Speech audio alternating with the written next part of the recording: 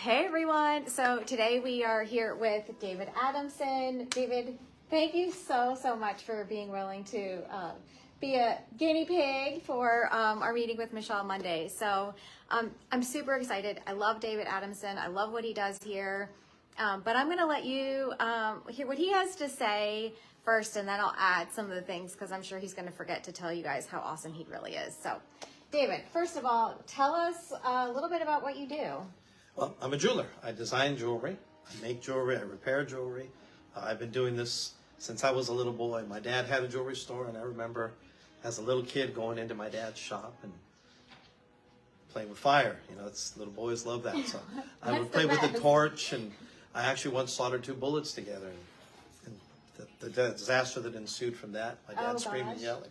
But yeah, that's what I love to do. I've been, since I was a little boy, making jewelry.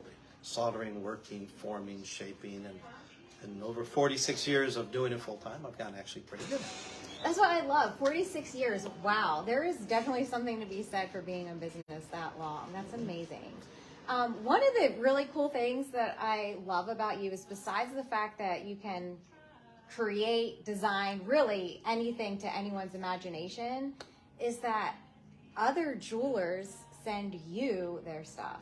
Yes, we do work for jewelers, not just in the local area, not just up and down the coast, but all around the country. We have people send us jewelry because the reality is that bench jewelers, good, well-trained bench jewelers who can repair and design, are a dying breed. Where, as you can tell, I'm old, so there's less and less young ones coming into the market. And so the ones, as we die off, there's less and less out there. You're going to be here, though, for another 50 years, I'm sure. Oh, I have to. I have no choice. I have Una now. Right. Okay, so personally, I know for me with my diamonds, I would love to keep them like as local as possible. So knowing that you don't ship them off anywhere and they stay right here, everything's either makes done. me feel really good. Right. All the work is either performed by my son or myself right here in the store. Heather helps us with a few things, my wife, but it's all family, and it's all right here in the store. Nothing goes out for any reason. I love it. I love it so much. So quick little story. My husband got me a diamond ring, and I wanted a little bit of changes. And so David's like, absolutely, we could do whatever. And so the one ring my husband bought me, I ended up getting 3 rings out of it. That's right. So, and I love them. So thank you so much for that, David. But okay, next question. Since you do custom work, what is the most unique or interesting request you've ever gotten? Wow, we get requests for all kinds of crazy things. I think probably the oddest thing that I ever actually made, because some things we just turn down because they go from odd to being just downright freaky. But the most unique thing I actually did was either one of two, either turning somebody's gallstones into a piece of jewelry. Wow. Yeah. Or their glass eye into a piece of jewelry, that the eye could be removed to where they could use it or put it back in the ring. So we've had some interesting requests. Wow. See, okay, that has my mind spinning, because I would have never, I'm thinking like, oh, can you make X, Y, or Z out of a ruby or a diamond? It's really crazy so things we get. interesting. Yeah, especially the gallstones. That's something their body made and was removed, and they bring it in to make it into jewelry. Okay, so did you make jewelry out of it? Sure did. Oh man, Yeah, sure did. You're definitely special. Okay, all right, and last, just super fun question.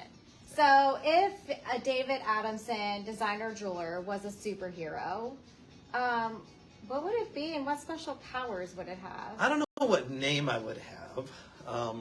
I know I'd be thinner, a little more trim. Okay. Yeah, because you don't look good when you're fat and in tights. So, but it would be the power to create. Oh, Whatever yes. your imagination throws in your direction, boom, you can make it. Because that's what we do. People come in all the time with, I have these stones, I'd like to make something.